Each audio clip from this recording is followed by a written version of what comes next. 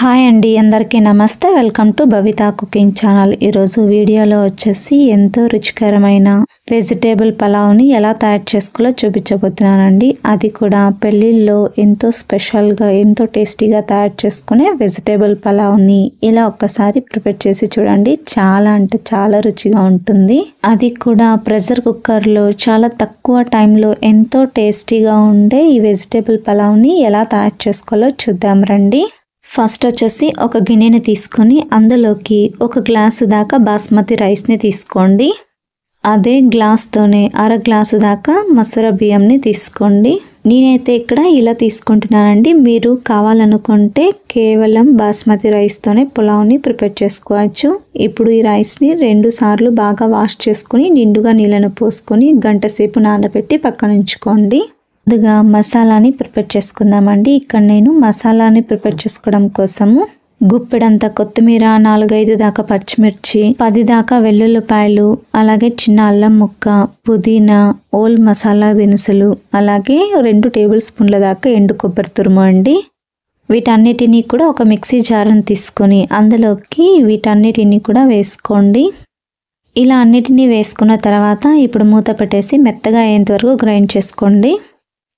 ఇలా స్మూత్ పేస్ట్లా గ్రైండ్ చేసుకుని దీన్ని పక్కన ఉంచుకోండి. నెక్స్ట్ వచ్చేసి స్టవ్ మీద ఒక గిన్నెను ఉంచి అందులోకి 2 కప్పుల దాకా నీళ్ళను వేసుకోండి. నీళ్లు మరుగుతున్నప్పుడు ఇందులోకి అరకప్పు దాకా మిల్ మేకర్ని వేసుకోండి. మిల్ మేకర్ వేసిన తర్వాత ఒక పొంగు వచ్చేంత వరకు ఉడికించి ఆ తర్వాత స్టవ్ ఆఫ్ చేసుకోండి. ఇప్పుడు ఇందులోకి కూలింగ్ వాటర్ని కానీ ఐస్ క్యూబ్స్ని కానీ వేసుకుని పూర్తిగా చల్లారిన తర్వాత అందులో ఉండే ఎక్స్ట్రా వాటర్ని మొత్తం తీసేసి ఈ మిల్ మేకర్ని పక్కన ఉంచుకోండి. ఈ మిల్ మేకర్ని వేసుకోవడం వల్ల పులావ్ అనేది మంచి టేస్ట్ వస్తుందండి. వీటిని పక్కన ఉంచేసి నెక్స్ట్ స్టవ్ మీద కుక్కర్ని ఉంచి అందులోకి 3 టేబుల్ స్పూన్ల దాకా బటర్ని వేసుకోండి. బటర్ కాస్త కరిగిన తర్వాత ఇందులోకి 2 లేదా 3 టేబుల్ స్పూన్ల దాకా ఆయిల్ని వేసుకోండి. మీరు కావాలనుకుంటే పూర్తిగా ఆయిల్ని వేసుకునైనా చేసుకోవచ్చండి. నెక్స్ట్ వచ్చేసి హోల్ మసాలా దినుసుల్ని వేసుకుంటున్నాను. ఇందులోకి బిర్యానీ ఆకును కూడా వేసుకున్నానండి. 4 ఎండుమిర్చిని కూడా వేసుకోండి. నెక్స్ట్ వచ్చేసి 1/2 టీ స్పూన్ దాకా ఆవాలు, అలాగే 1/2 టీ స్పూన్ దాకా జీలకర్రని కూడా వేసుకోండి. వీటన్నిటిని కలుపుతూ ఫ్రై చేసుకోండి. ఇవి కాస్త కలర్ చేంజ్ అయిన తర్వాత నెక్స్ట్ ఇందులోకి 1 కప్పు దాకా ఉల్లి తరుగును వేసుకోండి. వీటిని కూడా కలుపుతూ ఫ్రై చేసుకోండి. ఉల్లిపాయ ముక్కలు కాస్త రంగు చేంజ్ అయ్యేంత వరకు కూడా ఫ్రై చేసుకోండి. చూడండి, ఇలా ఉల్లిపాయ ముక్కలు కాస్త బ్రౌన్ కలర్లోకి చేంజ్ అయిన తర్వాత 1 కప్పు దాకా క్యారెట్ ముక్కల్ని వేసుకోండి. అలాగే 1 కప్పు దాకా ఆలు ముక్కల్ని వేసుకోండి. నెక్స్ట్ 1/2 కప్పు దాకా బీన్స్ని వేసుకొని వీటన్నిటిని కూడా బాగా కలపండి. నెక్స్ట్ ఇందులోకి 1 కప్పు దాకా టమోటో ముక్కల్ని కూడా వేసుకోండి. అలాగే పచ్చి కంది గింజలు కనుక ఉంటే వేసుకోండి, లేదంటే స్కిప్ చేయండి. నేను ఇక్కడ పచ్చి కంది గింజల్ని 1 కప్పు దాకా వేసుకున్నాను. వీటన్నిటిని కూడా ఇలా కలుపుతూ ఫ్రై చేసుకోండి. ఇలా అన్నిటినీ కూడా 2 నిమిషాల పాటు ఫ్రై చేసుకున్న తర్వాత నెక్స్ట్ ఇందులోకి ఇందాక మనము తీసి ఉంచుకున్న మిల్ మేకర్ని వేసుకోండి. ఇప్పుడు అన్నిటినీ కూడా ఒకసారి బాగా కలపండి. నెక్స్ట్ ఇందులోకి మనం ఇందాక గ్రైండ్ చేసి పెట్టుకున్న మసాలా పేస్ట్ని మొత్తం ఇందులోకి వేసుకోండి. ఇలా మసాలాని మొత్తం వేసుకున్న తర్వాత స్టవ్ని మీడియం ఫ్లేమ్లో ఉంచుకొని 2 లేదా 3 నిమిషాల పాటు పచ్చివాసన పోయేంత వరకు కూడా మధ్య మధ్యలో ఇలా కలుపుతూ ఫ్రై చేసుకోండి. ఇలా 3 నిమిషాల పాటు మసాలాని ఫ్రై చేసుకున్న తర్వాత ఇందులోకి రుచికి సరిపడంత ఉప్పును వేసుకోండి. అలాగే 1/4 టీ స్పూన్ దాకా పసుపును కూడా వేసుకోండి. నెక్స్ట్ వచ్చేసి 1 టీ స్పూన్ దాకా ధనియాల పొడిని కూడా వేసుకొని ఇప్పుడు వీటన్నిటిని కూడా బాగా మిక్స్ చేసుకోండి. నెక్స్ట్ వచ్చేసి ఇందులోకి 1/2 టీ స్పూన్ దాకా కారం వేసుకోండి. కారం వచ్చేసి ఆప్షన్ అండి. ఇందులోకి మనం ముందుగా పచ్చిమిర్చిని వేసుకున్నాం కాబట్టి చూసి వేసుకోండి కారం అనేది. కారం వేసుకోవడం వల్ల పలావ్ అనేది కొద్దిగా కలర్ఫుల్గా ఉంటుందండి. ఇలా మిక్స్ చేసుకున్న తర్వాత ఇందాక మనము కడిగి నానబెట్టి ఉంచుకున్న బియ్యంని ఇందులోకి వేసుకోండి. వాటర్ని మొత్తం తీసేసి బియ్యాన్ని వేసుకోండి. ఇప్పుడు మసాలా మొత్తం కూడా రైస్కి పట్టేటట్టు ఇలా బాగా మిక్స్ చేసుకోండి. ఇలా పులావ్ని చేసేటప్పుడు మసాలాతో కలిపి ఇలా రైస్ని 1 నిమిషం పాటు ఫ్రై చేసుకుంటే కనుక పులావ్ అనేది పొడి పొడిగా వస్తుందండి. ఇలా 1 నిమిషం పాటు కలుపుతూ ఫ్రై చేసుకున్న తర్వాత నెక్స్ట్ ఇందులోకి వాటర్ని వేసుకోవాలి.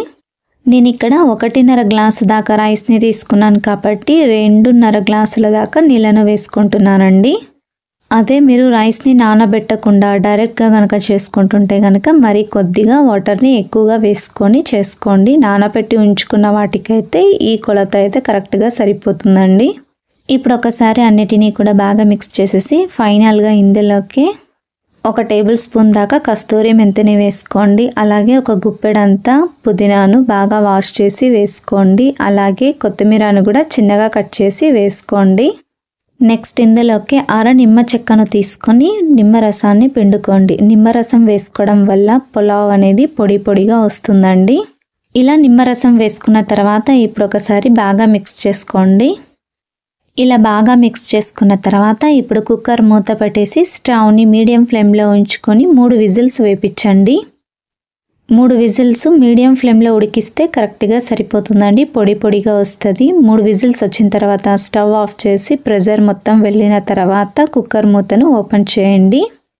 ఇలా కుక్కర్ మూతను ఓపెన్ చేసిన తర్వాత రైస్ని మొత్తం కూడా ఒకసారి నిదానంగా మిక్స్ చేసుకోండి. వేడిగా ఉన్నప్పుడు మనం ఎక్కువగా మిక్స్ చేసామే అనుకోండి మెత్తగా అయిపోతుందండి రైస్ అనేది.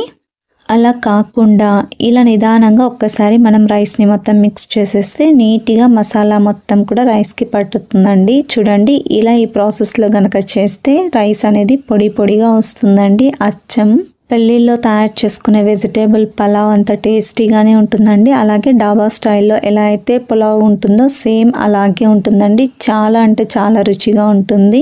ఇంకా మీరు ఎప్పుడు కావాలనుకుంటే అప్పుడు వేడిగా సర్వ్ చేసుకోవాలనుకుంటే కనుక ఈ మిశ్రమాన్ని మొత్తం కూడా మనం హాట్ బాక్స్లో వేసి కనుక ఉంచితే మీరు ఈవినింగ్ వరకు అయినా సరే వేడిగా ఉంటుందండి. ఎప్పుడు కావాలంటే అప్పుడు సర్వ్ చేసుకొని తినచ్చు.